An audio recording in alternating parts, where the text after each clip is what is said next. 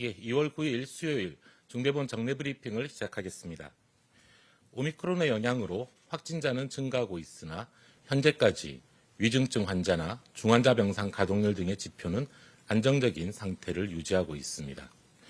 60세 이상 고령층이 대부분을 차지하는 위중증 환자 수는 오늘 기준 285명, 200명대를 유지하고 있습니다.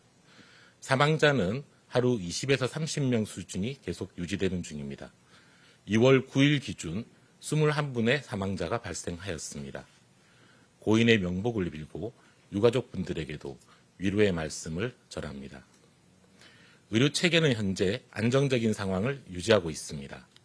중환자 전담 치료 병상은 2,536개를 보유하고 있고 이 중 18.5%가 사용 중입니다. 현재까지는 80% 이상의 여유를 가지고 있습니다.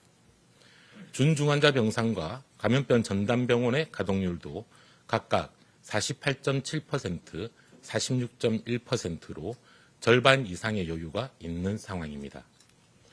정부는 오미크론 유행에 따라 오미크론의 특성에 맞는 대응 체계로의 전환을 추진하고 있습니다.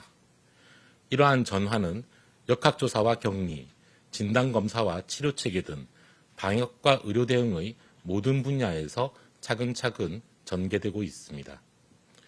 오미크론은 전파 속도가 델타에 비해 2배에서 3배 정도 높지만 굉장히 빠른 확산 속도를 보이는 반면에 중증화율과 치명률은 델타에 비해 3분의 1 정도로 낮은 특성이 있습니다.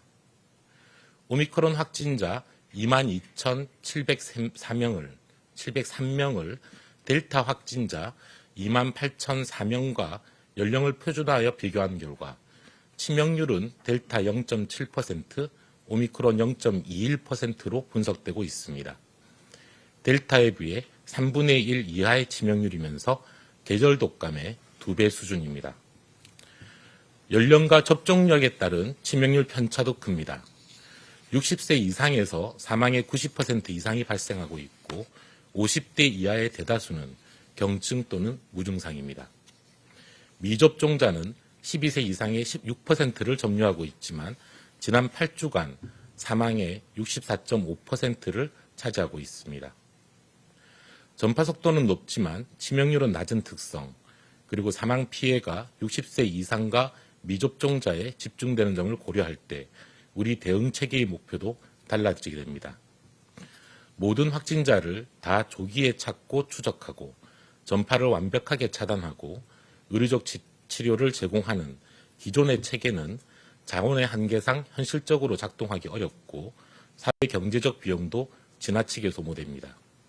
또한 의학적인 필요성도 이전보다 많이 떨어집니다.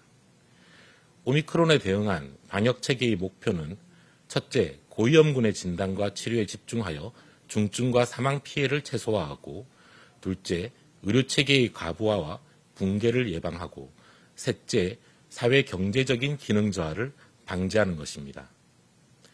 이러한 목표와 오미크론 특성에 맞추어 대응 체계 전반을 하나씩 전환하고 있습니다.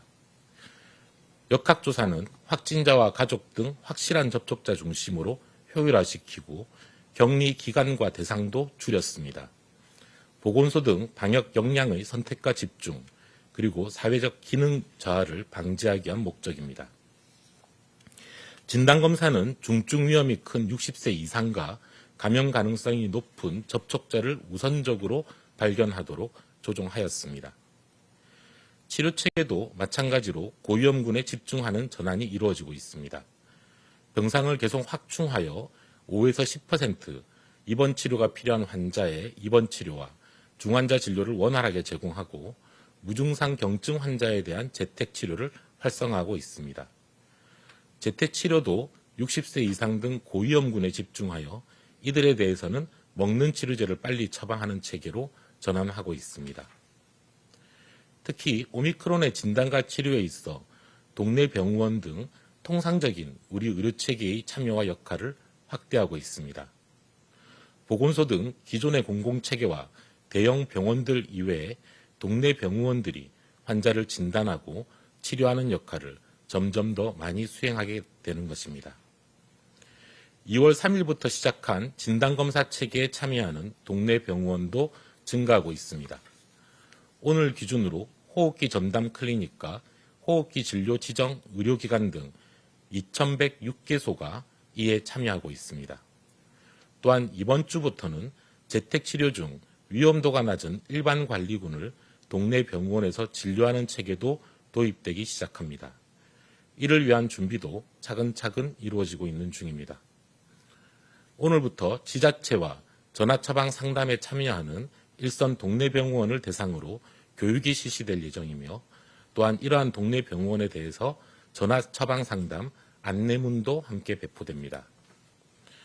동네 병원의 참여를 활성화하기 위해서 전화처방과 상담과 관련된 건강보험 수가도 마련하였고 내일부터 본격적으로 시행됩니다. 대한의사협회와 가급적 모든 동네 의원들이 전화상담과 처방에 적극적으로 참여하도록 함께 협조하기로 협의하였고 서로 힘을 모아 노력하고 있습니다. 의약품 처방이 늘어날 것에 대비하여 대한약사회와도 업무 협약을 체결하였습니다. 담당 약국에서 가족 대리인 또는 배송 등으로 처방 의약품을 전달하는 데 협조하기로 하였습니다. 앞으로 바뀌는 방역과 치료체계 과정에서는 의료계와 동네 병원의 협조가 필수적입니다. 오늘은 대한의사협회 부회장님이 함께 참석하여 오미크론 진료에 대한 동네 병원의 역할을 설명해 주실 예정입니다. 코로나19로 확진된 경우 국민들께서도 종종과는 조금 다른 치료 체계를 이용하시게 됩니다. 최초 환자 분류를 통해 중등도 이상 입원 치료가 필요한 5에서 10% 환자분들은 전담 입원 병상이나 중환자실 등에서 입원 치료를 받게 됩니다. 이외 90% 정도에 해당하는 무증상, 경증 환자들은 재택치료에 배정됩니다. 재택치료 중에서도 60세 이상 등 집중관리군은 증상이 없더라도 하루 2번 모니터링을 하며 의료적 관리를 받으시게 됩니다. 이들을 제외한 무증상, 경증 환자들은 7일간 재택격리를 하면서 이상이 있는 경우 상담과 처방을 받는 체계로 전환됩니다.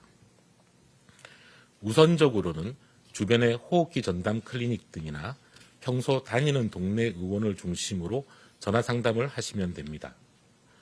혹시 전화상담이 어려운 경우를 대비하여 전화상담에 참여하는 의료기관 명단을 별도로 취합하고 있으며 이를 공개할 예정이니 이를 참고하실 수도 있을 것입니다. 또한 내일부터는 각 지자체별로 재택치료 의료상담센터를 24시간 운영하게 되기에 이를 통해 상담을 받으실 수도 있습니다.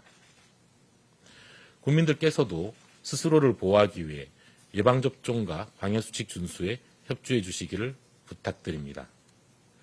특히 예방접종은 오미크론 유행에 대해서도 감염을 줄이고 중증과 사망을 막습니다. 미접종자는 현재 12세 이상의 6.2%에 불과한 소수이지만 지난 8주간 중환자의 60.8%, 사망자의 64.5%를 점유하고 있습니다. 또한 확진자 30만 명의 22.8%를 차지하고 있습니다.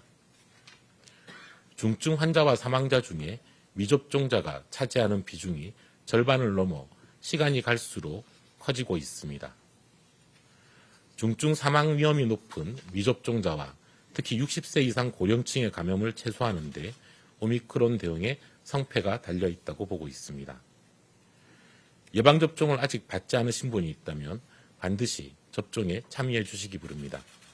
특히 60세 이상 고령층 중 접종을 받지 않으신 분들은 본인의 안전을 위해서 꼭 3차 접종을 받아주실 것을 당부드립니다. 미접종자와 고령층의 경우 지금과 같이 대유행이 확산되는 시기에는 일상적인 생활을 조심해 주시기를 부탁드립니다. 사람이 많은 밀폐된 다중시설 이용을 피하시고 KF80 이상의 마스크를 착용해 주시기 바랍니다. 정부도 모든 총력을 다해 방역과 의료체계의 전환을 차질 없이 진행하고 국민들의 일상 회복이 다시 나아갈 수 있도록 최선을 다하겠습니다. 감사합니다.